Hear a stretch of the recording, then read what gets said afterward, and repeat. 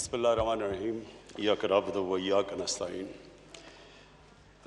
जनाब स्पीकर, सबसे पहले तो मैं अभी जो लोकस्ट के ऊपर बात हुई है, मैं सिर्फ एक ब्रीफ सा कमेंट करता हूँ कि इसमें 31 जनवरी से हमने इसको एक इमरजेंसी डिक्लेयर किया हुआ है और तब से हमने पूरी एनडीएमए को पूरी इख्तियारात दिए हुए हैं कि कोई भी आप एक्सपेंस करना चाहते हैं लोकस के कंट्रोल के ऊपर, गवर्नमेंट उसमें कोई कोताही नहीं करेगी, क्योंकि ये पोटेंशली, जिस तरह अभी बात हुई, ये पोटेंशली ये इतना ख़तरनाक हो सकता है पाकिस्तान के लिए, जिसमें कई तो हम कदम उठा सकते हैं उसकी तरफ, उसको कम करने के लिए, और वो हम पूरी तरह कर रहे हैं। और अनफॉर्चुनेटली बीच में कोरोना आ गया और कोरोना की वजह से जो सप्लाईज आने थे इंग्लैंड से वो रुक गए, तो वो तो हम इंशाल्लाह पूरा जोर लगाएंगे। लेकिन मैं ये भी कह दूं आपको कि कई चीज़ें हमारे हाथ में नहीं हैं। इस वक्त ये हॉर्न ऑफ अफ्रीका के अंदर से ये जो उधर से लोकस्ट का ये बड़ा अनयूजुअल 25 साल में एक दफ़ा इस तरह का फिनोमेना होता है, तो वो उधर से जो आ रहा है वो एक हमें ख़तरा ये कि हिंदुस्तान से भी और ईरान से भी जो स्वॉर्म आएगा, हम अपना तो कंट्रोल कर लेंगे लेकिन उसका भी किसी को अंदाज़ा नहीं है। दुआ करते हैं कि वो हमारे मुल्क पे अपने करम करे और रहम करे, क्योंकि ये एक्चुअली एक बहुत बड़ी थ्रेट है और इस पर इंशाअल्लाह एक पूरी कौम मिल के इसका मुकाबला करेगी। अब स्पीकर साहब, मैं जो सब्जेक्ट से शुरू करना चाहता हूँ, मैं 5 पॉइंट्स पे बात करना चाहता हूँ। 5वीं तो कंक्लूजन है, 4 पॉइंट्स पे बात करना चाहता हूँ। जो पहली चीज़ है वो कोरोना का इशू है। स्पीकर साहब, ये जब पाकिस्तान में 26 केसेस हुए तो तब हमने एक्शन लिया। अभी कोई अमवात नहीं हुई थी कोरोना से। 26 केसेस के ऊपर हमने लॉकडाउन किया पाकिस्तान को। और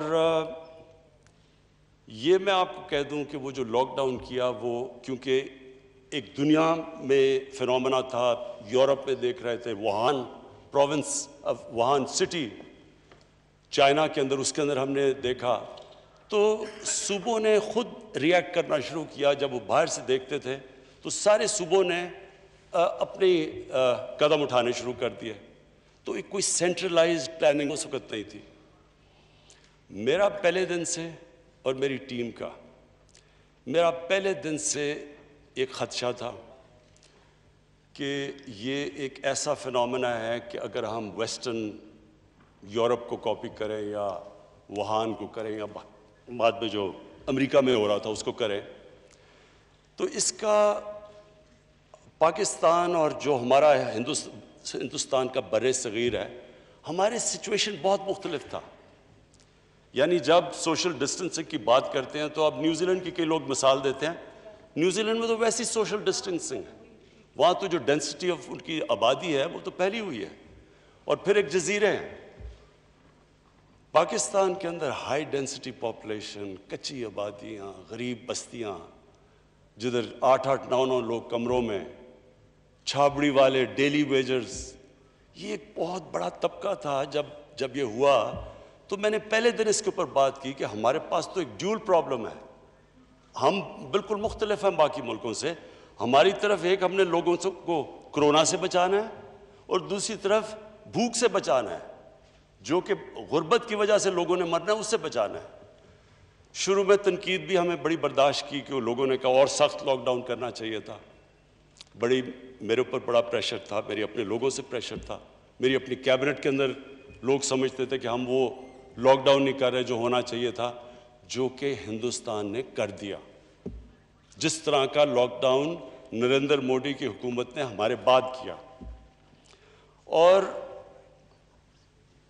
जब अब हमारे पास एक डेटा सामने आ चुका है, क्योंकि नई नई चीज़ें थी, दुनिया भी एक्सपीरियंसेस सीख रही थी, दुनिया देख रही थी, हर मुल्क अपने अपने एक्सपेरिमेंट कर रहा था। इंग्लैंड ने पहले उन्होंने कहा कि हर्ड इम्यूनिटी की तरफ जाएंगे, उन्होंने लॉकडाउन नहीं किया। जब केसेस बढ़े उन्होंने पूरा लॉकडाउन किया। ब्राज़ील ने, उन्होंने लॉकडाउन ही किया, उसके प्रेसिडेंट ने, तो आज वहाँ 50,000 लोग मर चुके हैं, उससे भी ज़्यादा। तो हर मुल्क अपने अपने, क्योंकि किसी को अंदाज़ा नहीं था। मैं आज एक सिर्फ इस कमेंट के ऊपर आज बात करना चाहता हूँ कि बार बार ये कहा जा रहा है कि कन्फ्यूजन थी। स्पीकर साहब, अगर किसी मुल्क की गवर्नमेंट में कन्फ्यूजन नहीं थी, वो हमारी गवर्नमेंट थी पहले दिन से। मैं आज अपने ऑपोजिशन मेंबर्स को कहता हूं, 13 मार्च को हमने लॉकडाउन किया। 13 मार्च से लेके आज तक मेरी एक स्टेटमेंट बता दें जिसमें तजाद हो।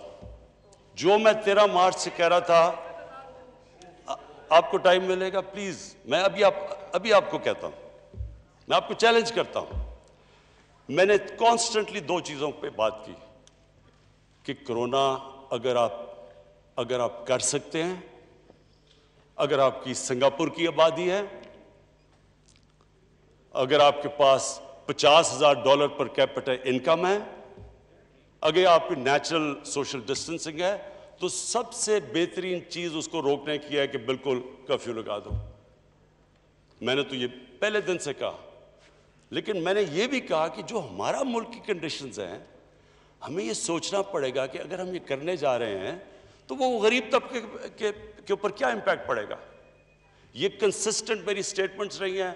मैं आप कोई उठा के देख, अब तो बड़ा आसान है, सोशल मीडिया पे सारी तकरीरें आपके सामने हैं, कभी कंफ्यूजन नहीं आई। और मैं आज अपनी जो टीम, जो NCOC में हमने टीम बनाई, जिसमें मुख्तलिफ डॉक्टर्स भी थे, हमारे डेटा गैदर करने के भी लोग थे, असद उमर वो लीड कर रहे थे। मैं आज खास इनको खराज तहसीन पेश करता हूं, क्योंकि ये इन्होंने जिस तरह का वो इदारा था, उस इदारे के अंदर हर रोज डेटा कलेक्शन होती थी, दुनिया की ट्रेंड्स देखी जाती थी, डॉक्टर्स का एक्सपर्ट ओपिनियन आता था और वो डॉक्टर्स कंसल्ट करते थे बाकी सूबों के डॉक्टर्स को, बाकी सूबों के साथ कोऑर्डिनेशन कायम की। पहले कोई भी डेटा ही नहीं था, हमें यही नहीं पता था कि हमारे पास कितने वेंटिलेटर्स हैं पाकिस्तान में हॉस्पिटल में, कोई किसी को नहीं पता था। हमें ये कोई इस तरह के, हमारे पास पाकिस्तान में इंटेंसिव केयर बेड्स कितने हैं, ट्रेन स्टाफ कितना है, ये कोई डेटा अवेलेबल नहीं था। ये NCOC ने हर रोज मीटिंग्स करके डेटा इकट्ठा किया, उन्होंने दुनिया की ट्रेंड्स उसके मुताबिक फिर कोशिश अपने हमारे पेक्यूलियर सर्कमस्टांसेस पे की। स्पीकर साहब, उसकी वजह से मैं तो उनकी दाद देता हूं कि उसकी वजह से हमारी जो डिसीजन मेकिंग थी, हमारे फैसले थे, वो बिल्कुल उनके अंदर तजाद नहीं आया और हम कंसिस्टेंटली आगे बढ़े। अब वो देखे, 2 तरफ से तनकीद, एक तनकीद तो एक तरफ से हुई कि आपने पूरी तरह लॉकडाउन लगा देना है। हिंदुस्तान की जो आज रिपोर्ट्स सारी दुनिया के अंदर आ रही हैं, कल न्यूयॉर्क टाइम्स के अंदर आई है रिपोर्ट, जो तबाही हिंदुस्तान में कंप्लीट लॉकडाउन से जो हुई है, वहां फिगर्स हैं कि 34% लोग शदीद गुर्बत में पड़ गए हैं, गरीब कुचला गया है। लॉकडाउन लगाया, सोचा ही नहीं कि गरीब आदमी किधर जाएगा। हजारों लाखों लोग सड़कों के ऊपर निकले हुए हैं, बेचारे बैग उठा के, ट्रांसपोर्ट बंद कर दी, सड़कों के ऊपर लोग मर गए। ये जो स्टडी आई है जो अब हिंदुस्तान की, कि उस लॉकडाउन जिस तरह का हमें कहा जा रहा था लगाओ, अब सबके सामने है कि उस लॉकडाउन का किस तरह का इंपैक्ट पड़ा, एक इंसानों के ऊपर गुर्बत पे, और दूसरा आज हिंदुस्तान की रेट देखें, आज वहां का जो कोरोना वायरस का जो स्प्रेड है वो पाकिस्तान से कम है, हमारे से ज्यादा तेजी से स्प्रेड कर रहा है। वहां भी मुश्किल है अस्पतालों में, मुंबई के अंदर, दिल्ली के अंदर लोग बाहर खड़े हुए हैं, अस्पताल भरे हुए हैं। तो मैं आज स्पीकर साहब फिर से अपनी टीम को खराज तहसीन पेश करता हूं। कभी हमारे में कंफ्यूजन नहीं थी, कभी कोई कंफ्यूजन नहीं थी, जो हर रोज मीटिंग करके अब तक हम यहां पहुंचे। लेकिन मैं आज अपनी सारी कौम को ये बताना चाहता हूँ कि ये एक बड़ा मुश्किल मरहला हमारे सामने आज है। हमारा जब हमने ये खोला और क्यों खोला हमने, सबसे पहले हमने खोला कंस्ट्रक्शन। आज सारी दुनिया कह रही है कि लॉकडाउन से नुकसानात ज़्यादा हैं, जो कोरोना का कंट्रोल है वो उतना नहीं होता, नुकसान ज़्यादा होता है। हिंदुस्तान की एग्जाम्पल के अलावा आज आप अमेरिका में देख लें, दुनिया का सबसे अमीर मुल्क, वहाँ देखें न्यूयॉर्क में क्या हुआ। आज 23 स्टेट्स के अंदर कोरोना भी बढ़ रहा है और वो लॉकडाउन भी खोल रहे हैं। जो दुनिया का सबसे अमीर तरीन मुल्क है वो भी ये रियलाइज कर रहा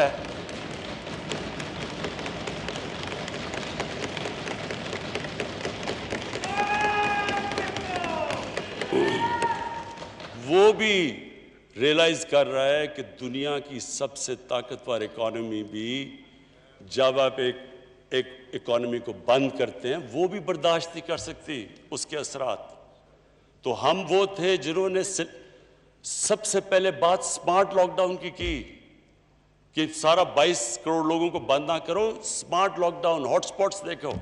ये सारी हमारी एनसीओसी का कमाल है कि वो उन्होंने पूरी स्टडी करके अपने मुल्क की कंडीशंस में जिस तरह हम चले। अब तक अल्लाह का करम हुआ है हमारे मुल्क पे कि आप हमारी आबादी देखें और जिस तरह हम इसमें से नेविगेट करके निकले हैं, अभी तक अल्लाह का बड़ा करम है। लेकिन जो अगला फेज़ है स्पीकर साहब, ये मुश्किल फेज़ है। ये मुश्किल इसलिए है कि हम पूरी कोशिश कर रहे हैं कि अवाम को समझ आए कि SOPs को फॉलो करना क्यों ज़रूरी है। जो भी एक फैक्ट्री खोलते हैं, ट्रांसपोर्ट करते हैं, जो भी आप अपनी कारोबार की आप एक्टिविटी जब खोलते हैं, और वो हमारे लिए ज़रूरी है क्योंकि हमने रोज़गार देना है लोगों को, वो इसलिए ज़रूरी है फॉलो करना कि जब क्लस्टर्स होते हैं हमें पता है ये बीमारी फैल जाती है, तेज़ी से फैलती है। और हमें ये भी पता है कि अगर ये एहतियात ना की गई तो हमारे हॉस्पिटल्स पे प्रेशर पड़ गया है, और अगर एहतियात ना की तो मज़ीद और पड़ने वाला है। इसलिए ये सारी इस असेंबली से जो भी अवाम देख रही है, जो भी हम सब यहाँ बैठे हैं, ये हम सब के ऊपर लाजम है कि हम ये अपनी तौर पे पब्लिक में लोगों को रियलाइज़ करें कि कितना ज़रूरी है हमें बचाना अपने बूढ़ों को, अपने बीमार लोगों को, ब्लड प्रेशर के लोगों को, जिनको डायबिटीज़ है। असल में तो जो स्मार्ट लॉकडाउन का मतलब ये है कि इनको प्रोटेक्ट किया जाए। हमें पता है कि आम लोग हमारे, माशाल्लाह हमारे भी यहाँ बैठे हैं जो लोग रिकवर कर बैठे हैं इससे, लेकिन हमें ये पता है कि जिनके अंदर कोई भी वीकनेस हो, ये एक ऐसी बीमारी है जो कि उनकी जानें ख़तरे में डाल देती है। तो इसलिए मैं आज मैं ये भी जो रिश्तेदार हैं, जिन लोगों के आज ऑलमोस्ट 4000 लोग हमारे अमवात हो चुकी हैं इससे, हम उनके लिए दुआ भी करते हैं, हम अफसोस करते हैं, उनके लिए दुआ करते हैं जो कि इस बीमारी की वजह से गए हैं दुनिया से। लेकिन ये जो अगला स्टेप है ये क्रिटिकल इसलिए है कि हमारे पास अब 2 रास्ते हैं। अगर हम एहतियात कर गए तो इंशाअल्लाह जो हमारी फैसिलिटीज़ हैं वो इतनी हैं कि हमारा जो हेल्थ सिस्टम है वो कोप कर जाएगा। लेकिन अगर हमने बेएहतियाती की, और मुझे अफसोस से कहना पड़ता है, हम हर रोज़ रिपोर्ट आती है अब हमें NCOC में कि कौन से सूबे में, कौन से शहर में, कौन से एरियाज़ के अंदर एहतियात की जा रही है और कितनी की जा रही है, कितनी नहीं की जा रही। तो इसके ऊपर एक तो हम अपनी ये वॉलंटियर फोर्स है, टाइगर फोर्स, इन सब को हमने लगा दिया है क्योंकि एडमिनिस्ट्रेशन के ऊपर आगे बहुत प्रेशर है, वो थक चुके हैं, तो इनको लगा दिया है SOPs के ऊपर। लेकिन ये हम इन्फोर्स भी करेंगे, ऊपर से हमारे जो NCOC में हॉटस्पॉट्स देख रहे हैं, सिलेक्टिव एरियाज़ को बंद भी करेंगे।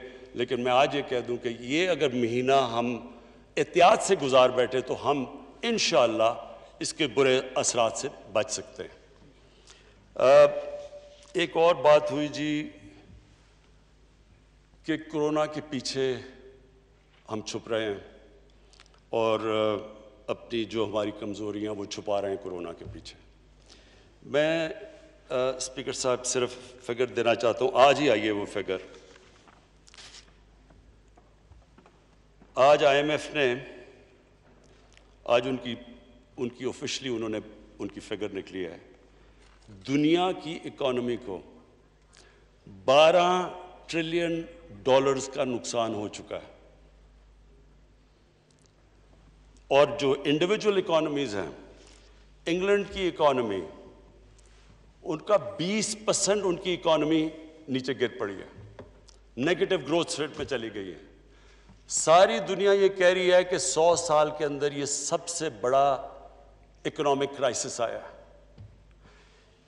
हमें ये कहा जाता है कि जी अच्छा, इंग्लैंड के अंदर तो चले इकोनॉमिक क्राइसिस आ गया, उनके 40,000 लोग मर चुके हैं। लेकिन स्पीकर साहब, इसका कोई ताल्लुक ही नहीं है कि कितनी अमवात हुई हैं। लॉकडाउन का तो सिर्फ जितनी देर आप लॉकडाउन करते हैं, इकोनॉमी बंद कर देते हैं, वो फर्क नहीं पड़ता कितनी अमवात हुई हैं। पॉइंट ये है कि उसका इकोनॉमी पे क्या फर्क पड़ता है। तो हमने जो 13 मार्च से इकोनॉमी बंद की अपनी, और शुक्र है हमने पहले खोलनी शुरू की जो कंस्ट्रक्शन, आप ये देख लें कि आज हिंदुस्तान में क्या हुआ है। सो पॉइंट मैं ये कह रहा हूं कि इससे ये कहना कि आपकी इकोनॉमी को फर्क ही नहीं पड़ा, यानी ये इस कहीं भी दुनिया के अंदर आप देखें, सारी दुनिया की इकोनॉमी में, यानी दुनिया रिसेशन में चली गई है। 12 ट्रिलियन डॉलर्स अगर दुनिया की इकोनॉमी को लॉस हुआ है, और अभी ये भी नहीं पता कि कितना और लॉस होना है। आज कोई भी प्रेडिक्ट नहीं कर सकता कि इसको रिकवर करने में कितनी देर लगेगी। आज कोई ये भी नहीं बता सकता कि कितनी इंडस्ट्रीज हमेशा के लिए बंद हो गई हैं, जो रिवाइव ही नहीं अब हो सकती।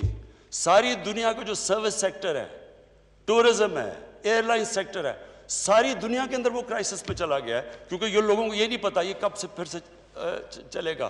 तो ये जो कहना, मुझे अजीब लगा ये कहना कि जनाब हाँ आप छुप रहे हैं कोरोना के पीछे। मैं जी अब ये सेकंड पॉइंट पे आ रहा हूं। इकोनॉमी के ऊपर बहुत बातचीत हुई कि हमारी इकोनॉमी का पहले ही बहुत बुरा हाल था, हम फेल हो गए थे इकोनॉमी के अंदर। तो मैं आज स्पीकर साहब से पहले बैकग्राउंड थोड़ी सी दे दूं कि तहरीक इंसाफ की गवर्नमेंट को किस तरह की इकोनॉमी मिली थी। ये मैं आपको फिगर्स दे रहा हूं, ये सारी ऑथेंटिकेट आप कर सकते हैं कि क्या हमें तो ऐसे लग रहा है कि हमें कोई स्विट्जरलैंड की इकोनॉमी मिली थी। हम तो उसी में परफॉर्म करना है जो हमें मिली थी, हमें तो वहाँ से गेज करें कि क्या ये आपने पॉइंट 0 से शुरू किया था कि आप ऊपर गए या माइनसेस में गए। तो मैं आपके सामने सिर्फ स्टेटिस्टिक्स रख दूं, क्योंकि ये आपको खुद ही एक्सप्लेन कर देंगे कि इकोनॉमी मिली कैसे थी। सबसे बड़ा प्रॉब्लम 20 अरब डॉलर का करंट अकाउंट डेफिसिट था। मैं आम लोगों को जो देख रहे होंगे, मैं समझाना चाहता हूं, कोई शायद करंट अकाउंट डेफिसिट को सही तरह ना समझ सके। दुनिया जब किसी इकोनॉमी को देखती है कि क्या इसकी सेहत अच्छी है या बुरी है, वो सिर्फ एक फिगर देखती है। सबसे पहली जो फिगर देखती है वो देखती है कि क्या एक मुल्क के अंदर डॉलर ज्यादा आ रहे हैं या मुल्क से बाहर डॉलर ज्यादा जा रहे हैं। अगर आपके मुल्क के अंदर ये करंट अकाउंट डेफिसिट हो तो इसका मतलब कि आपकी इकोनॉमी बीमार है।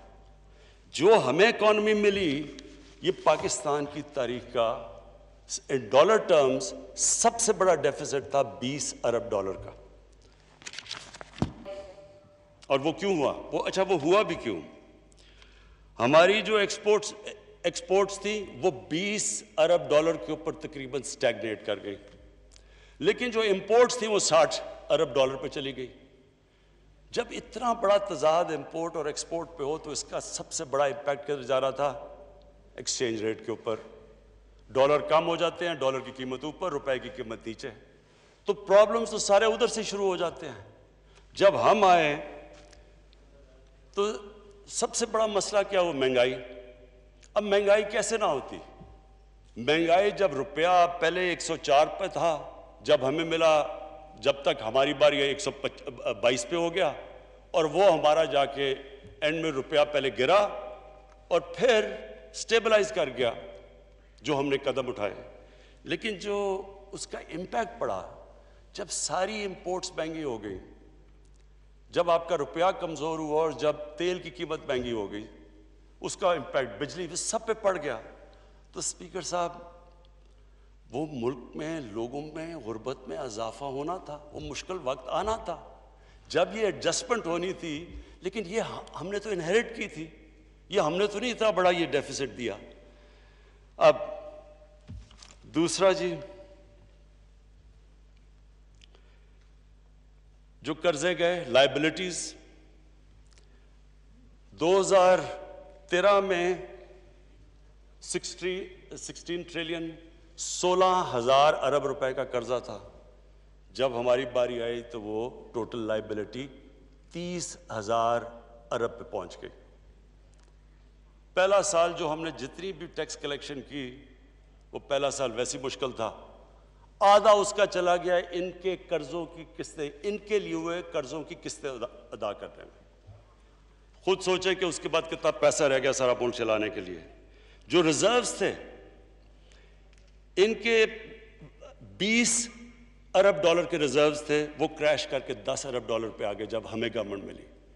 और मैं आपको ये भी बताऊं कि हाल ये था शुरू में कि हमारे पास पैसे नहीं थे, जो हमारी जो लाइबिलिटीज़ थी, जो एक्सटर्नल लाइबिलिटीज़ थी, हमारे पास पैसे नहीं थे। स्पीकर साहब, दुनिया में गए, अपने दोस्तों के पास गए, पैसे मांगने गए कि जनाब हमारे पास रिजर्व नहीं है, हमारी मदद करें। देखिए स्पीकर साहब, मैं इस मुल्क का सबसे बड़ा फंड रेजर हूँ, 30 साल से पैसे इकट्ठे कर रहा हूँ। मुझे कभी शर्म नहीं आई पैसे इकट्ठे करते हुए, जब मैं पाकिस्तानियों से पैसे इकट्ठे करता हूँ अपने मुल्क के लिए,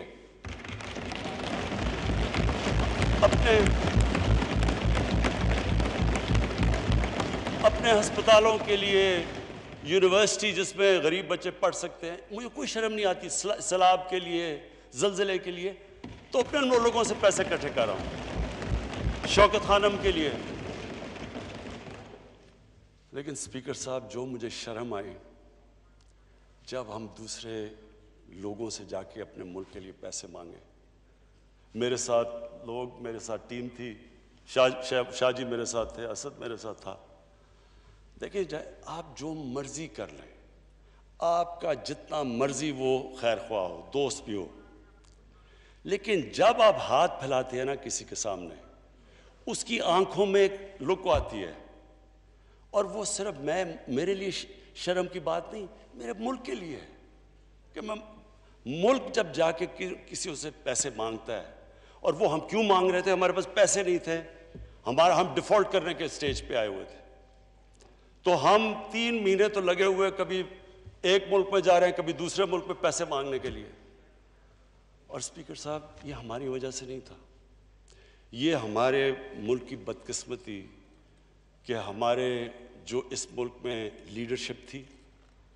अब मैं आपको ज़रा मिसाल देता हूँ कि एक तरफ तो ये हमारा हाल था कि पैसे मांग रहे थे, ज़रा मैं आपको सिर्फ बताना चाहता हूँ कि क्या ये जो एक जो मुल्क का प्राइम मिनिस्टर होता है, वो मुल्क के बाप की तरह होता है, कौम उसके बच्चे होते हैं। मैं सिंपल सवाल आपसे पूछता हूँ कि क्या अगर मेरे बच्चे भूखे हैं, अगर मैं बच्चों को सही इलाज नहीं करवा सकता, तो क्या मैं एक बादशाह की तरह रहूंगा और बच्चे मेरे भूखे रहेंगे? क्या मैं अपने खर्चे नहीं कट करूंगा? मैं सिर्फ आपको ये इसलिए बता रहा हूं कि ये माइंड सेट रिफ्लेक्ट करता है। स्पीकर साहब, मैं वॉशिंगटन गया, टोटल पैसा जो मैंने खर्च किया $67,180। ये मेरा सारा ट्रिप का था। ठहर जाए, एक मिनट पहले। नवाज शरीफ ने वही ट्रिप की वॉशिंगटन की, $549,000। आसिफ जरदारी ने वो ट्रिप की $752,000। अब मैं सिर्फ ये पूछ रहा हूं कि क्या वहां जाने से, इतने ज़्यादा पैसे खर्च करने से, क्या उनके हुक्मरानों ने समझा होगा कि ये जो कितने ज़बरदस्त लोग हैं, ये कितने बड़े होटल में ठहर रहे हैं? एक तरफ आप पैसे मांग रहे हैं उनसे, दूसरी तरफ आप उस तरह ठहर रहे हैं। मैं आपको कहता हूं कि वेस्टर्न डेमोक्रेसी के लीडर इतना पैसा खर्च ना करे जो ये हैं। आगे आ जाए जी, यूएन की विजिट। आसिफ जरदारी ने खर्च किया $1.3 मिलियन, $13 लाख। नवाज शरीफ ने खर्च किया $11 लाख। शाहिद खाकान अब्बासी ने किया $7 लाख। वही ट्रिप मैंने $162,000 पे की, $1,62,000। 10 गुना ज्यादा फर्क। डेवोस गए, डेवोस में जनाब गिलानी साहब गए तो उन्होंने $460,000 पे की। नवाज शरीफ ने $762,000 पे की। शाहिद खाकान अब्बासी ने $561,000 पे की और मैंने की $68,000 पे।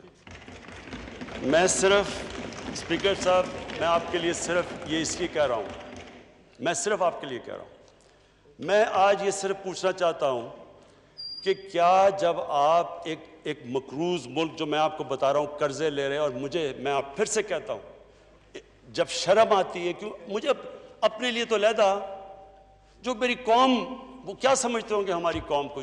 और आपको यकीन दिलाऊं कि सब दुनिया को, सारी दुनिया को पता होता है कि किस मुल्क का क्या हाल है। आज तो आप अपने मोबाइल फोन पे बता देंगे कौन से मुल्क के कितने कर्जे हैं, क्या उसकी स्टेट है, कितने उसकी करंट अकाउंट डेफिसिट की।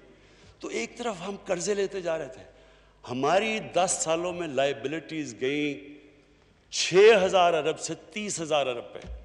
लेकिन जो लोग ऊपर बैठे हुए थे, क्या उनको नहीं पता था कि ये मुल्क, एक डॉलर इंपॉर्टेंट होता है? क्योंकि आप एक मुल्क के अंदर कल्चर बनाते हैं, आप लोगों को बताते हैं कि हमें फिक्र है। जब मैं फिक्र करता हूं तो मुझे उम्मीद होती है कि बाकी भी सारे मुझे देखते हैं। मैंने अगर अपना ये जो स्टाफ था मेरा प्राइम मिनिस्टर हाउस का, 534 काम करने वाले थे, वो आधे कर दिए, पैसा हमने कम कर दिए, और स्पीकर साहब ये और भी कम हो सकते हैं। लेकिन वो स्टाफ आजकल के ज़माने में उनको बेरोज़गार नहीं करना चाहते थे, हम और भी कम कर सकते हैं। हर जगह जब कि कहीं भी दुनिया में जब एक ऑस्टेरिटी, एक मुल्क मुश्किल में आता है, तो एक फिर हुक्मरानों अपनी एग्जाम्पल से लीड करते हैं। वो ये नहीं करते कि खुद पैसे और लोगों को कहे कि वो पैसे ना खर्च करें। आगे आ जाए जी, स्टेट बैंक की बोरोइंग जो हमें मिला 6 ट्रिलियन रुपया खर्च किया, 6,000 अरब रुपया सुप्रीम कोर्ट से लिए, जो हमने ख़त्म कर दिया, हमने कोई बोरिंग नहीं की। फिर जी जो 70% जो कर्जे थे, 70% वो शॉर्ट टर्म थे, हमने आके उल्टा कर दिया। हमारे आज 76% कर्जे लॉन्ग टर्म हो गए, हमने वो चेंज कर दिया डेट का, क्योंकि शॉर्ट टर्म ज़्यादा महंगे होते हैं। मैं सिर्फ ये याद करा रहा हूं कि ये सिचुएशन था क्या। सर्कुलर डेट, इन्होंने 2013 में सारी सर्कुलर डेट 480 या जितनी भी थी, इन्होंने वापस कर दी। उसके बाद जब हमें मिली गवर्नमेंट, 1.2 ट्रिलियन रुपीस की सर्कुलर डेट पहुंच गई, 1200 अरब। कॉन्ट्रैक्ट्स, अब हम फंस कैसे गए? सारे कॉन्ट्रैक्ट्स पहले के साइन हुए हैं। हमारे दौर में तो, मुझे करेक्ट कर दे अगर उमर यूब यहाँ बैठा है, कि हमारे दौर में तो एक विंड पावर के कॉन्ट्रैक्ट हैं जो कि 4 या 5 सेंट पे हुए हैं, बाकी तो सारे पुराने कॉन्ट्रैक्ट्स थे। तो एक तो उधर फंस गए। बिजली महंगी प्रोड्यूस हो रही है, बेच रहे हैं सस्ते, बीच में सर्कुलर डेट आ गई। उसके बाद गैस के 15 साल का कॉन्ट्रैक्ट हमने एलएनजी का कर लिया, वो हमने तो नहीं किया। अब वो गैस उससे आधी कीमत की बिक रही है, उससे भी कम, लेकिन हम 15 साल का हमने तो नहीं किया।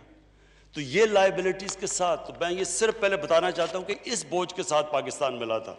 जो मुझे ये बताया जा रहा था कि जनाब ये तो सारा कुछ किया, ये जवाब हमारे से मांगे जा रहे, जवाब तो उनको देने चाहिए जो इस स्टेट पे पाकिस्तान छोड़ के गए थे। अब हमने क्या किया?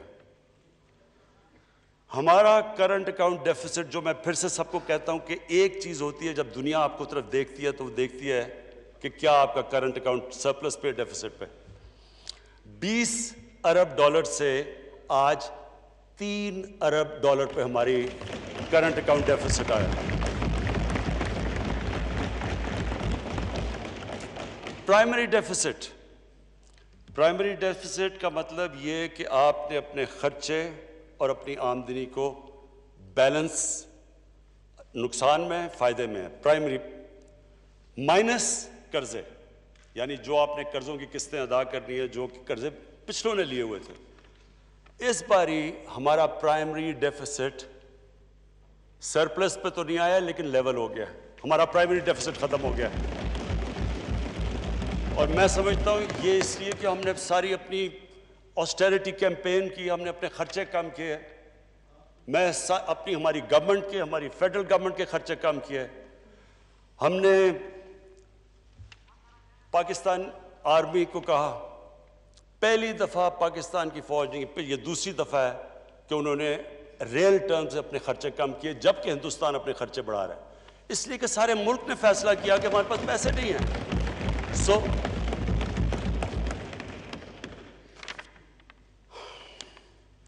उसके बाद जी जो चीज़ मुझे ख़ास खुशी है जो हमने की वो ये कि हमने जो गरीबों के लिए, जो आम लोगों के लिए जो हमारा एहसास प्रोग्राम, जो पाकिस्तान की तारीख का सबसे बड़ा प्रोग्राम है, आम लोगों को गुर्बत से निकालने का, पॉवर्टी एलिविएशन का, उसको इस बुरे वक्त में, जबकि कोविड के जो आखिरी ये जो क्वार्टर था हमारी क्रैश कर गई, जिस तरह सारी दुनिया में रेवेन्यूज़ क्रैश किए, जब हमारे कर गए तो उसके हमने 208 अरब, बल्कि कम नहीं किया, एहसास प्रोग्राम का हमने उसकी ज़्यादा बढ़ा दिया।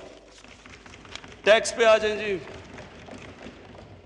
पिछले 3 साल में सबसे ज़्यादा टैक्स इकट्ठा हुआ 17% पे। कोविड से पहले जब ये कोरोना वायरस की लॉकडाउन नहीं हुआ तो हमारा 17% हमारा टैक्स की ग्रोथ थी।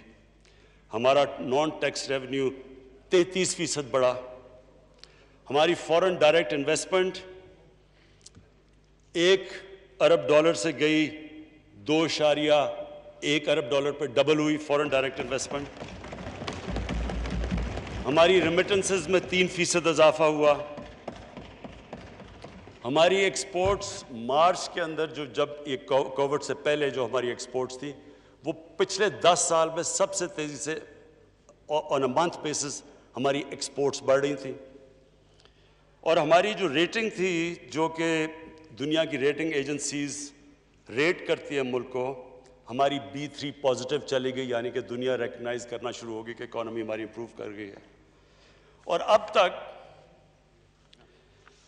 तक हम 5,000 अरब रुपए कर्जे वापस कर चुके, जो कर्जे पिछली हुकूमतों ने लिए।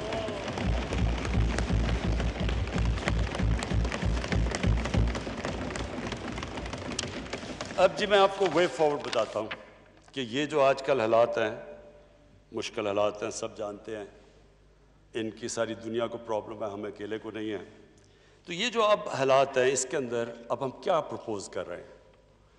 मैं अभी भी ये कहता हूँ कि इसकी पूरी तरह इम्पैक्ट सारी दुनिया के अंदर फील हो रहा है, क्योंकि जो सबसे ज़्यादा इम्पैक्ट पड़ा है वो सर्विस इंडस्ट्री पे पड़ा है, होटल्स पे, रेस्टोरेंट्स पे, टूरिज़म पे।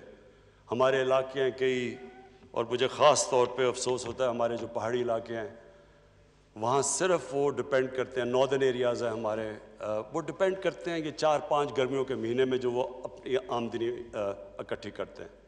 तो इस वक्त जो सबसे बुरी तरह ये बहुत बड़ा एक इलाका मुतासर हुआ है, इसके साथ हमारी कोशिश तो है कि हम किसी तरह SOPs के साथ थोड़ी टूरिज़म खोलें, लेकिन हर वक्त प्रेशर पड़ा हुआ है कि एक तरफ हमें फ़िक्र है कि ये वो करते हैं तो कोरोना ऊपर ना चली जाए, दूसरी तरफ लोगों की जानें बचाएं, लोग भूखे ना मर जाएं।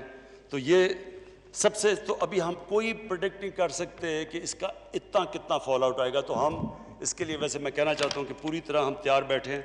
हमने स्पेशल रिज़र्व किए हुए हैं कि अगर हमें ज़रूरत पड़े तो हम पैसे यहाँ इस्तेमाल करें। तो नंबर 1, हमने जो सबसे पहले अपना जो इकॉनमी का शोबा खोला वो था कंस्ट्रक्शन।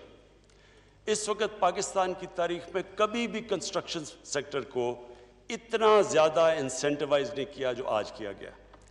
30 अरब रुपया तो हमने सिर्फ रखा हुआ है कंस्ट्रक्शन इंडस्ट्री के लिए आसानियां पैदा करने के लिए उनको, ताकि सस्ते कर्जे मिल जाएं, ताकि वो हमारे जो एक ड्रीम है कि हम इस मुल्क में अफोर्डेबल हाउसेस यानी उन लोगों के लिए घर बनाएं जो बेचारे घर अफोर्ड नहीं कर सकते, उसके लिए 30 अरब रुपया रखा हुआ है ताकि उनको सब्सिडाइज रेट के ऊपर मिले इंटरेस्ट, ताकि वो अगर जो आसान किस्तों में वापस कर सके, वो लोग जो कभी खरीद नहीं सकते घर, उनको मौका मिल जाए। तो ये जो कंस्ट्रक्शन है, सबसे ज़्यादा कभी भी कंस्ट्रक्शन इंडस्ट्री को इस तरह के इंसेंटिव्स नहीं दिए गए।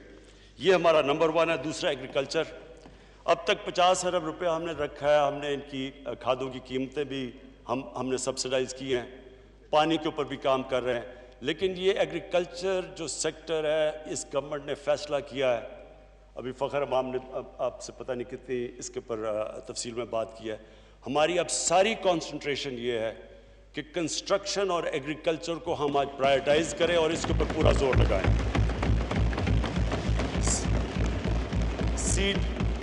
सीड डेवलपमेंट के अंदर क्योंकि हम पीछे रह गए हैं बहुत, और इसमें हम चाइना की पूरी मदद दे रहे हैं। मैं आपको कहना चाहता हूं कि चाइना से मुसलसल हमारी कोशिश है कि उनसे टेक्नोलॉजी ट्रांसफ़र करवाई जाए एग्रीकल्चर सेक्टर के ऊपर। हमने जो अपना PSDP है, इस मुश्किल हालात में भी हमने अपना PSDP को कम नहीं किया और हमने अपने नॉन डेवलपमेंट एक्सपेंडिचर के ऊपर कट्स डाले हैं। लेकिन PSDP इसलिए नहीं हमने कम किया क्योंकि हम चाहते हैं कि इससे इकॉनमी हमारी चलनी शुरू हो और लोगों को रोज़गार मिले। हमारा जी जो तीसरा इंडस्ट्री के अंदर जब तक हम अपनी एक्सपोर्ट्स नहीं बढ़ाते, हम इसी क्राइसिस के अंदर जो अब तक फंसे हैं, ये करंट अकाउंट डेफिसिट में फंसे रहेंगे। तो हम इंडस्ट्री के लिए हज़ारों रॉ मटेरियल हैं जो कि हम आज आपको बता देंगे कि जिनके ऊपर से हमने बिल्कुल ड्यूटी उठा ली है ताकि हमारा कॉस्ट ऑफ डूइंग बिजनेस कम हो, ताकि हमारी इंडस्ट्री रिवाइव हो। क्योंकि आपको पता है पाकिस्तान डी इंडस्ट्रियलाइज हो रहा था, एक्सपोर्ट स्टैग्नेट की हुई थी, और एक्सपोर्ट्स के बगैर देखिए ना, ये बड़ी अच्छी बात करते हैं कि जी ग्रोथ रेट आपकी नीचे आ गई, कि आप एक 5% पे ग्रोथ रेट थी। अगर आपकी ग्रोथ रेट 5% पे है और आपका रिकॉर्ड करंट अकाउंट डेफिसिट है, आपकी इंपोर्ट 60 अरब की हैं और एक्सपोर्ट्स 20 अरब की हैं, तो वो मुल्क वो सस्टेनेबल ही नहीं है, वो तो जाना ही जाना उसने क्राइसिस में है। जो भी दुनिया आगे निकली है वो तो सिर्फ निकली एक्सपोर्ट लेड ग्रोथ के ऊपर है। आज चाइना की स्ट्रेंथ के एक्सपोर्ट्स हैं, साउथ कोरिया, जो भी टाइगर आगे बना था एशियन टाइगर, उसकी सबसे बड़ी प्रायोरिटी थी एक्सपोर्ट्स। तो एक्सपोर्ट्स के ऊपर जब तक कि आप इंसेंटिवाइज नहीं करेंगे अपनी इंडस्ट्री को, तो वो कम्पीट नहीं कर सकती। तो हम उनके रॉ मटेरियल्स के ऊपर भी हमने ये जो किया, मेरे ख्याल में ये बहुत बड़ा इंसेंटिव है। और फिर चौथी चीज़, मैं ये जो अपना एहसास प्रोग्राम है, ये हमारा सबसे इम्पोर्टेंट प्रोग्राम है, क्योंकि स्पीकर साहब, कभी भी कोई मुल्क आज तक दुनिया में ऊपर गया ही नहीं जिधर एक छोटा सा तबका अमीर होता जाए और अवाम उधर की उधर रहे, गरीब रहे। ये जो हमारा मुल्क में अमीर और गरीब के अंदर फ़र्क बढ़ता जा रहा है, ये सबसे बड़ी इम्पेडिमेंट है इस मुल्क के आगे बढ़ने से, ये हमें रोक रहा है आगे बढ़ने से। तो ये जो हमारा एहसास प्रोग्राम है, ये मल्टी फैसेटेड है। एक तो कैश हैंड आउट्स, ये जो हमने बड़े मुश्किल वक्त पे जो बचाया है लोगों को, ये जो कैश दिया है 144 अरब रुपया, ये जो ये रिकॉर्ड टाइम के अंदर इतना ज़्यादा पैसा, इतने ज़्यादा 1 करोड़ 20 लाख ख़ानदान को इतने थोड़े टाइम पे इतना ज़्यादा पैसा और शफाफियत से, कोई आज नहीं कह सकता कि किसी ने पॉलिटिकल बेसिस पे ये पैसे बांटे। और ये इंशाल्लाह 100, और ये हम इसको आगे भी एक्सपैंड कर रहे हैं, और इसको 1 करोड़ 60 लाख खानदानों तक हम ये लेके जा रहे हैं। जो स्पीकर साहब, जो दूसरी चीज़ जिसके ऊपर मुझे ख़ास, मैं समझता हूँ कि ये जो मेरी और हमारी पार्टी की हमेशा ये जो हमारी विज़न है कि इसने जाना है एक फलाई रियासत की तरफ, तो फलाई रियासत के ऊपर जो पहला हमने कदम उठाया था मुश्किल हालात में, जिस तरह मैंने बताया इकॉनमी मिली, पनागाह। अब तक हम 200 पनागाह बना चुके हैं और हमारा प्रोग्राम है कि ये हर जिधर भी लेबर सेंटर्स है, जिधर भी मजदूर जाता है, जिधर भी डेली वेजर आता है, उसके लिए हम ये पनागाह बनाते जाएं ताकि उसके पैसे बचे। वो जब पनागाह में ठहरता है तो उसको खाना मिलता है, वहाँ उसको कोई रेंट नहीं करना पड़ता, सड़क पे नहीं सोता, वो नहाता है वहाँ। तो ये हम पनागाह, हमारा पूरा प्लान है कि ये सारे पाकिस्तान में एक्सपेंड करना है। और ये वो विजन है एक फलाई रियासत की तरफ जिसका मुझे ख़ास तौर पे ये पनागाह के अंदर, जब मैं अपनी पार्टी के लोगों को भी कहता हूँ कि जाके देखें मजदूरों से बात करें, पता तो चलवाएं कि आपको पता चले कि आम आदमी कई दफ़ा किन मुश्किलात का सामना करना पड़ता है। और उससे ज़्यादा जी जो मैं समझता हूँ कि जो हमारा इंसाफ कार्ड है, 1 करोड़ ख़ानदानों को इंसाफ कार्ड हम पहुँचा रहे हैं। केपी के अंदर केपी की गवर्नमेंट ने फैसला किया कि वो सारा निचले तबके को एहसास कार्ड और सारा जो फाटा का इलाका है उन सबको एहसास कार्ड जिसमें 7 लाख, पहले 7,20,000 था तो वो 10 लाख पे है। 10 लाख का मतलब ये कि जी एक गरीब ख़ानदान जो सबसे ज़्यादा तकलीफ़ में एक घर होता है जब किसी को बीमारी हो जाए, और अब ये कोविड की वजह से जो हम कहानियाँ सुनते हैं बहुत मुश्किल में गुजरते हैं, तो वो जो एक गरीब घराने के अंदर जब उनका बजट पहले से कम होता है, पहले से वो मुश्किल से अब पैसे कमा रहे होते हैं अपने बच्चों को पालने के लिए, खाना देने के लिए, एक बीमारी होती है वो सारा ख़ानदान चला जाता है गुर्बत के नीचे, क्योंकि वो सब कुछ बेच देते हैं। ये सबसे बड़ी प्रोटेक्शन है कि गरीब घराने के पास पैसे हों, वो जाके अपना इलाज करवा सके। और ये इंशाल्लाह हम सारा कवरेज सारे पाकिस्तान में करेंगे। फिर जी मुझे बड़ा इस चीज़ पे फ़ख्र है कि हमारी पूरी कोशिश हुई है कि एक पाकिस्तान में जो हमारी डेवलपमेंट हो, वो कई इलाके पीछे रह गए हैं, डेवलपमेंट थोड़े से इलाकों में चली जाती है और हमारा फाटा पीछे रह गया, हमारे बलूचिस्तान के इलाके पीछे रह गए। तो मैं आज ये जो मुझे इस बजट के अंदर सबसे ज़्यादा खुशी ये है कि इसके बावजूद कि हमारे पास पैसे कम इकट्ठे हुए, फाटा को इंशाल्लाह हम पूरी एलोकेशन दे रहे हैं और हम बलूचिस्तान को रिकॉर्ड मिल रहा है PSDP के अंदर, कभी इतना पैसा नहीं मिला। मैं आज इधर से ये ज़रूर कहूँगा स्पीकर साहब के मैं रिक्वेस्ट करूँगा, 4 सूबों ने अपनी ज़बान दी थी कि जब फाटा मर्जर होगा तो वो अपने NFC वार्ड से 3% देंगे फाटा को, क्योंकि वो फाटा के अंदर जो तबाही हुई वॉर ऑन टेरर की वजह से, तो उनके बड़े बुरे हालात थे, तो उनकी रीडेवलपमेंट के अंदर उन्होंने पैसे देने। मैं आज रिक्वेस्ट करूँगा सारे सूबों को कि अब आपने ज़बान दी हुई है ये पूरी करें, क्योंकि उस इलाके में ख़ास ज़रूरत है और ख़तरा है जो मैं अब बात करूँगा अगले मेरा जो सब्जेक्ट है वो ये कि इस वक्त हिंदुस्तान पूरी कोशिश कर रहा है पाकिस्तान के अंदर डिस्टेबलाइजेशन की।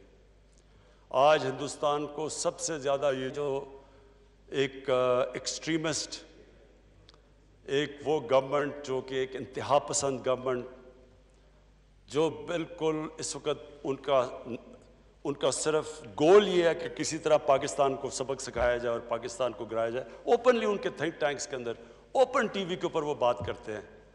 तो उधर से वो जो हमें ख़तरा है और जो उन्होंने किया भी ऑपरेशंस वो करते हैं हमारी सॉफ्ट वैली या उधर से फाटा से। इसलिए बहुत ज़रूरी है कि हम इसकी डेवलपमेंट करें। और मैं सूबों से फिर आपसे रिक्वेस्ट करूँगा कि ये आपने प्लेज किया हुआ था, ये हमारी गवर्नमेंट आने से पहले, तो आपका जब ज़बान दी थी इसके ऊपर पूरी तरह अमल किया जाए। मैं जी वे फॉरवर्ड की जो मेरी और सिर्फ मैं ख़त्म करता हूँ इस चीज़ के ऊपर, एजुकेशन के ऊपर। मैं आज अपने एजुकेशन मिनिस्टर शफ़क़त महमूद को खराज तहसीन पेश करता हूँ। अभी मैं बताया नहीं क्यों, मैं इसलिए खराज तहसीन पेश करता हूँ कि इन्होंने वो 2 काम किए हैं जो मुझे अफसोस से कहना पड़ता है कि कभी किसी ने इसकी तरफ तवज्जो नहीं दिया थी, तो उनकी पॉलिटिकल विल नहीं थी। नंबर वन, कि पाकिस्तान के अंदर ये जो थ्री टियर सिस्टम चल रहा है, जो एजुकेशन अपार्टहाइड है, अमीर के लिए इंग्लिश मीडियम, उर्दू मीडियम और फिर दीनी मदरसे, 3 डिफरेंट कल्चर्स एक मुल्क के अंदर आ रहे हैं। इंग्लिश मीडियम को वो उर्दू मीडियम कहता है बर्गर क्राउड, उनका कोई उनका कनेक्शन नहीं है। दीनी मदरसे कुछ और सोचते हैं उनकी। सो ये पहली दफ़ा हुआ कि पहली चीज़, एक कोर एजुकेशन सिलेबस इंशाल्लाह मार्च 2021 में सारे पाकिस्तान में लागू हो जाएगा।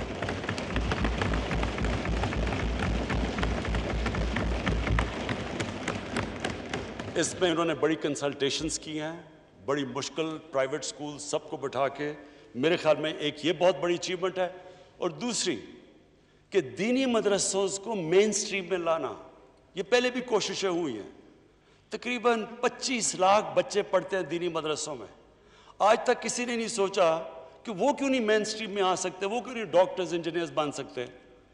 दीन पढ़ें लेकिन बाकी और चीज़ें भी करें। तो ये जो बड़ा इन्होंने कंसल्टेशन से, दीनी मदारिस से, पूरी कंसल्टेशन से अब ये आया कि उनको भी साथ साथ अपनी सिलेबस के वो भी सब्जेक्ट्स पढ़ाए जाएंगे, ताकि वो भी उनके ऑप्शंस हों कि सोसाइटी में वो जो भी करना चाहे वो कर सके। मेरी आखिरी 2 पॉइंट्स है जी फॉरेन पॉलिसी के ऊपर। मैं ये समझता हूँ कि इस गवर्नमेंट की जो सबसे बड़ी कामयाबी है वो फॉरेन पॉलिसी में।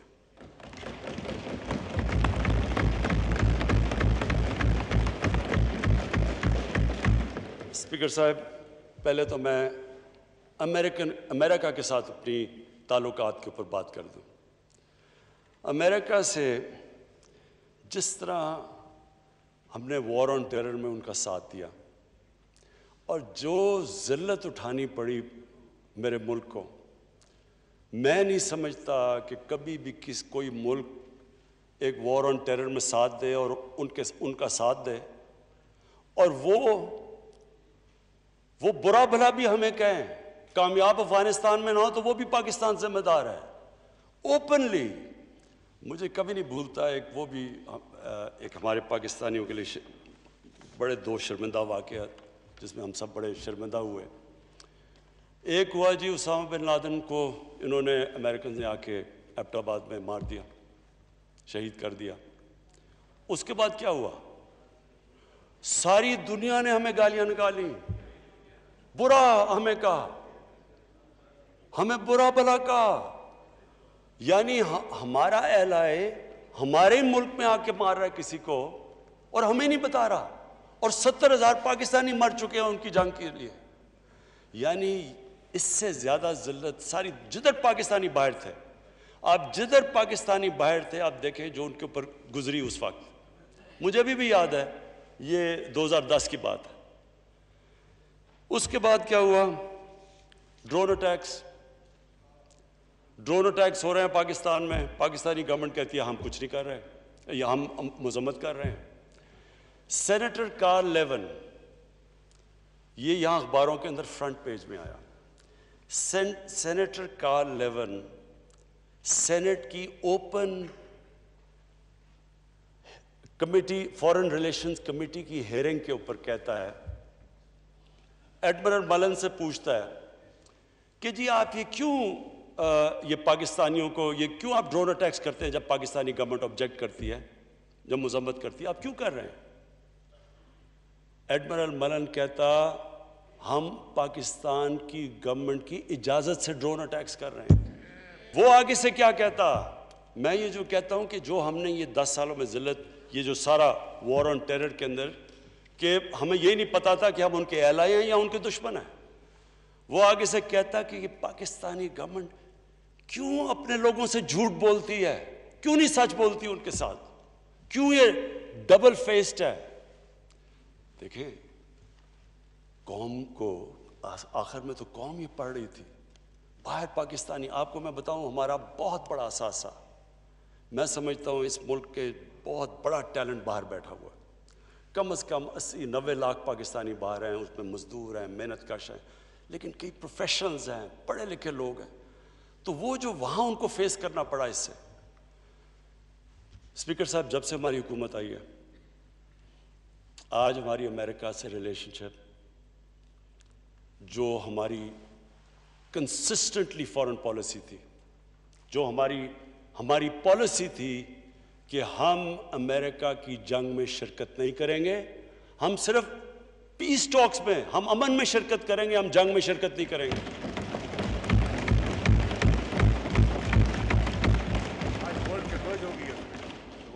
आज ये था कि उनका जो सबसे हार्ड लाइन, सेनेटर लिंडजी ग्रैम, वो पाकिस्तान आता है और पाकिस्तान आके स्टेटमेंट देता है कि जो तहरीक इंसाफ और इमरान खान कह रहा था, there is no military solution, there is only political solution, endorse करता है आगे। आज हमारी उनसे रिलेशनशिप, कोई उसके अंदर, कोई आज नहीं हमें कहता कोई दोगलापन है, कोई हम डिसीव कर रहे हैं, हम कोई किसी की जंग नहीं लड़ रहे। एक रिलेशनशिप ट्रस्ट के ऊपर है।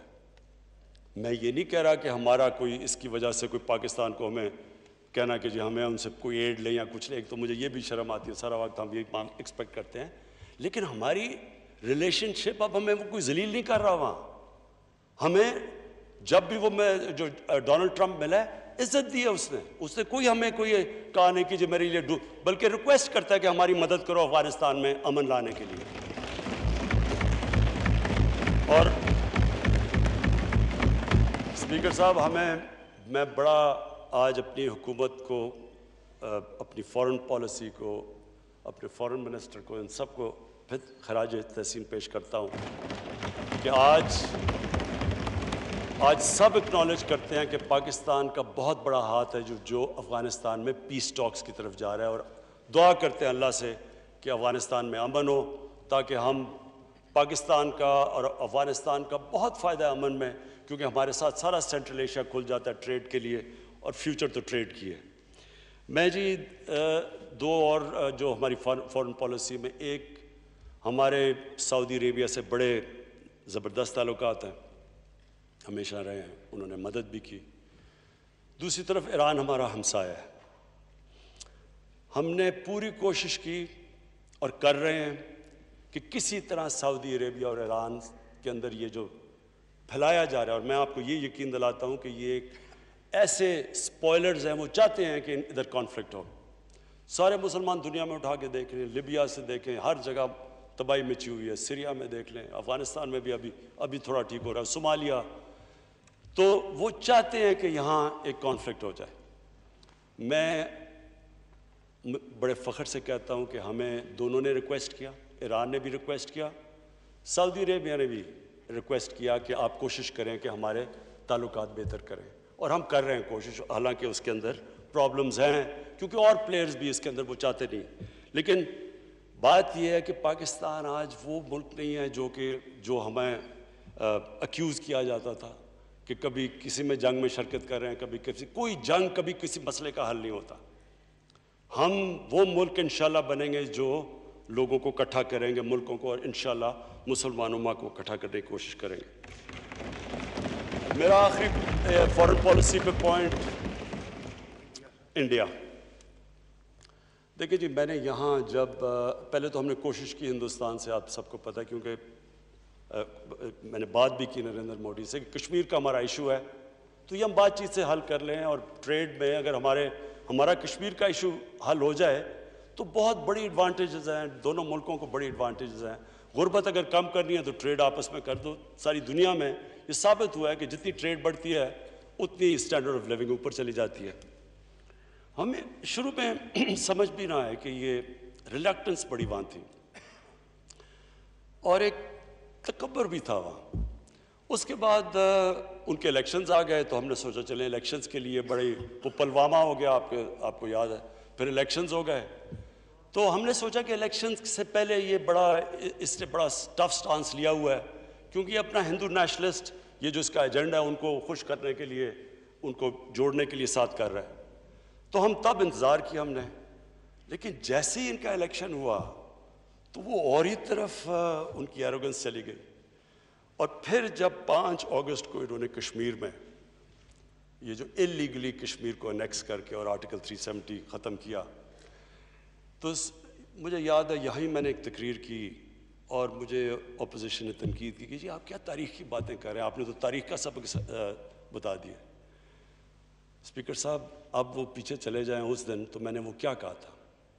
मैंने ये कहा था कि हमारा मुकाबला ये कोई इंटरेस्ट के अगेंस्ट नहीं है, ये इंडिया अपने इंटरेस्ट नहीं प्रोटेक्ट कर रहा, हमारा एक आइडियोलॉजी के खिलाफ मुकाबला है। ये एक हिंदुत्वता, एक हिंदू सुप्रीमेसिस्ट, एक फैशिस्ट, एक नाज़ी इंस्पायर्ड आइडियोलॉजी का मुकाबला है। वो पाकिस्तान को समझते नहीं है कि ये कोई मुल्क जो जिससे कोई उनके ताल्लुकात अच्छे होने चाहिए। वो हमें एक उस स्टेट उधर दबा के रखना चाहते हैं जो इस वक्त हिंदुस्तान में मुसलमान दबाया हुआ उन्होंने। तो स्पीकर साहब, मैंने तो ये तब भी ये कहा कि इसके बड़े सीरियस रिपरकशंस हैं, क्योंकि ये जो जिस तरफ आप जा रहे हैं, और आपने देखा होगा कि अब उन्होंने कई जगह पे पाकिस्तान के कश्मीर को, अपने आज़ाद कश्मीर को अंदर शामिल किया हुआ है, क्योंकि इनकी सोच कुछ और है। और उसके बाद मैं यूनाइटेड नेशंस गया, उधर मैं खुद लीडर्स को मिला, सारे हेड्स, ट्रंप इंक्लूडेड, जिसने कहा मैं कश्मीर में मीडिएट करूंगा, सबको मैंने समझाया कि हिंदुस्तान में एक बहुत बड़ा एक अजाब आ गया है, सिर्फ मुसलमानों पे नहीं, ये हिंदुओं के ऊपर भी बहुत बड़ा अजाब है। ये जो आदमी आ गया है, ये एक फैनेटिक है, जिसने गुजरात में जो किया था, एक चीफ मिनिस्टर ने इजाज़त दी 3 दिन के लिए, मुसलमानों को जिस तरह कत्ल किया, औरतों को रेप किया, 1 लाख लोग रेफ्यूजी हुए, तभी समझ आ जानी चाहिए थी ये नॉर्मल आदमी नहीं है। और मैंने पूरी कोशिश की, मैं गया जो अमेरिका का जो सबसे बड़ा एक जो अखबार है न्यूयॉर्क टाइम्स, जो कि ओपिनियन मेकिंग अखबार है, उसके सारे एडिटोरियल बोर्ड को मैंने समझाया, चेक करें कि ये आरएसएस की क्या कनेक्शंस थी नाज़ीज़ के साथ, हिटलर के साथ, ये कैसे एडमायर करते थे। उन्होंने खुद तहकीकात की। आज आप देखें, ये 5 अगस्त से आज तक ले लें, कभी इंटरनेशनल मीडिया और अमेरिकन मीडिया में कभी भी हिंदुस्तान को वो क्रिटिसिज्म नहीं हुई, वो जो उन्होंने कश्मीर के लिए नहीं बोले जो आज वो बोल रहे हैं। कभी भी हिंदुस्तान को इंटरनेशनल मीडिया में वो कॉन्डेमनेशन नहीं है जो आज मिल रही है। कभी पाकिस्तान को आज बांग्लादेश के बनने के बाद ये पहली दफ़ा है कि पाकिस्तान को बाहर बेहतर मीडिया मिलता है बनिस्बत हिंदुस्तान के। 1965 के बाद यूनाइटेड नेशंस की सिक्योरिटी काउंसिल में दो दफ़ा ये इशू उठाया गया, उससे पहले कभी एक डेड इशू था। और ये हमारी बहुत बड़ी कामयाबी थी स्पीकर साहब कि खुद वहाँ मीडिया से इंटरेक्ट किया। जब मैं न्यूयॉर्क था, यूनाइटेड नेशंस की सिक्योरिटी काउंसिल में मैंने ये उठाया, ये कश्मीर का समझाया लोगों को, आरएसएस का। और उससे आज आप देखें कि सारे जितने भी जो इस्टेब्लिश्ड वेस्टर्न अखबार है, सब के अंदर इनको जो अब जो ये आरएसएस को कहा जाता है कि जो कैसे उन्होंने तबाही मचा रही है, सेकुलरिज्म की ख़त्म वगैरह वगैरह, तो ये एक हमारा बहुत बड़ा क्रेडिट था। लेकिन मुझे सिर्फ अफसोस से ये कहना पड़ता है कि जब वो यूएन से हम वो पूरा अमेरिका का टूर से वापस आए और हमारा काम था कि अब इसको और आगे लेके जाते, तो यहाँ एक ड्रामा शुरू हो गया कि जनाब वो गवर्नमेंट जा रही है, कंटेनर आ गया, सब आ गए, वो सारा 1 महीने के लिए जो पीक जाना चाहिए था कश्मीर इशू का, अनफॉर्चुनेटली वो नीचे चला गया। लेकिन मैं आपको ये कहना चाहता हूँ कि ये कश्मीर इशू आज दुनिया के अंदर उधर पहुँच गया है। ख़ास तौर पे नरेंद्र मोदी ने फिर वो हरकतें की, वो जो उसने 2 लेजिस्लेशन पास की ख़ास तौर पे मुसलमानों को करने के लिए। और फिर जब ट्रंप आया तो ट्रंप के दौरान जो प्रोग्राम हुआ, जो उन्होंने मुसलमानों का कत्लेआम किया, तो ये दुनिया में अब इशू बन चुका है। अब हमारा काम है, हम इस पूरा प्लान कर रहे हैं कि इस इशू को हम आगे लेके जाएं। कश्मीर इशू एक ऐसा है जी कि मेरी जो अपनी समझ है, हो सकता है मैं गलत हूँ, मेरे ख्याल में ये पॉइंट ऑफ नो रिटर्न पे पहुँच गया। हिंदुस्तान जो 8 लाख फ़ौज वहाँ रख के उनको दबाने की कोशिश कर रहा है, ये अनसस्टेनेबल है। और उसने किया क्या है कि कश्मीरियों को बिल्कुल एलिनेट कर दिया है। अब कोई भी लीडरशिप जो प्रो इंडिया होगी वो कश्मीर में चल ही नहीं सकती। बंदूक के ज़ोर पे वो कितना चले जाएंगे, 80 लाख लोगों को इस तरह दबा के, ये अनसस्टेनेबल है। और मेरे ख़्याल में कि ये इंशाअल्लाह ये कोविड के बाद ये जब ये ख़त्म होती है तो ये अब रुक नहीं सकती मूवमेंट। मैं आखिर में जी, मैं आखिर अपनी कंक्लूड करता हूँ तकरीर। स्पीकर साहब, कोई भी कौम एक विजन के बगैर नहीं चलती। वो सेइंग है कि nations without a vision die. इस मुल्क की एक विजन है, ये किसी विजन के लिए मुल्क बना था। ये आप फाउंडिंग फादर्स की सबकी स्टेटमेंट्स पढ़ लें तो वो सारों ने एक इस्लामी फलाई रियासत, और जब इस्लामी फलाई रियासत की बात करते हैं तो वो हमेशा 1500 साल की तारीख में मुसलमान मदीना की रियासत की तरफ देखता है। मेरी और मेरी पार्टी की वो है विजन कि हमने पाकिस्तान को मदीना की रियासत के असूलों पे खड़ा करना है। अब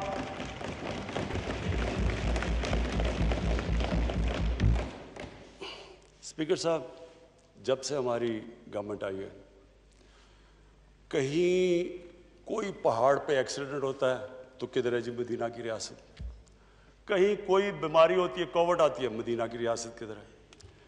देखिए जी, लोगों को पता ही नहीं है। मैं ज़रा थोड़ा सा 5 मिनट लेके बताना चाहता हूँ कि मदीना की रियासत क्या थी। और मैं ये चाहता हूँ कि हमारे सारे बच्चों को, अल्लाह मान किसी को देता है, वो एक अल्लाह की, सिर्फ अल्लाह के पास है। अल्लाह ने किसी को जुरिस्डिक्शन नहीं दी किसी को ईमान दे। नबी सल्लल्लाहु अलैहि वसल्लम को भी अल्लाह ने कहा कि तुम्हारा काम है कि सिर्फ पैगाम देना। हिदायत क्या वो इंसान में ईमान आता है, वो अल्लाह की जुरिस्डिक्शन है। लिहाजा कुरान में, दीन में कोई ज़बरदस्ती नहीं है। हमारा दीन एक ऐसा दीन है जिसमें हम कई दफ़ा गलत हरकतें करते हैं कि जी ज़बरदस्ती किसी के, ये तो अल्लाह का एक ख़ास, एक उसकी ख़ास नेमत है कि वो किसी को ईमान दे दे या ना दे। लेकिन हमारे यूथ को पता होना चाहिए कि इस बेसिस ये स्टेट बनी क्यों थी। इलामा इकबाल की क्या सारी फ़िलॉसफी थी। कायद आज़म, जिसको लोग और तरह देखते जी, बड़े लिबरल आदमी थे, कायद आज़म क्यों कहते थे कि हमारी कॉन्स्टिट्यूशन उस वक्त कहते 1400 साल पहले बनी थी मदीना में। एक मदीना की रियासत के कई असूल थे। नंबर 1 असूल, नंबर 1 इंसानियत थी। दुनिया की तारीख की पहली फलाई रियासत बनी थी। एक स्टेट ने जिम्मेदारी ली थी अपने गरीब लोगों की, और वो जो पैटर्न फॉलो करता है, और जो भी, मेरा ये कंटेंशन है आज की स्पीकर साहब, जो भी मदीना के रियासत के असूलों पे चलेगा वो कौम उठ जाएगी, चाहे वो मुसलमान हो या ना हो। आज स्पीकर साहब, चाइना, और मैं ये बड़ा फख्र से कहता हूँ कि हमारे सबसे बेहतरीन ताल्लुकात चाइना से आज हैं। और मैं इसलिए कहता हूँ कि हम जो चाइना के एक्सपीरियंस से हम सीख सकते हैं, दुनिया में और किसी मुल्क से नहीं सीख सकते। चाइना ने वो किया जो मदीना की रियासत में हुआ। हमारे नबी सल्लल्लाहु अलैहि वसल्लम ने कमज़ोर तबके को ऊपर उठा के एक अजीम कौम बना दी।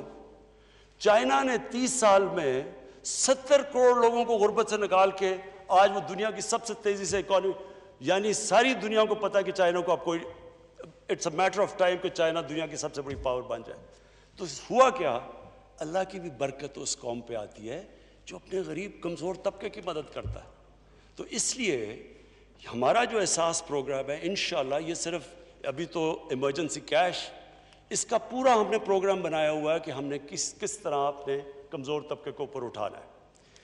उसका जो दूसरा मदीना की रियासत का दूसरा जो बहुत बड़ा प्रिंसिपल था, वो था मेरिट।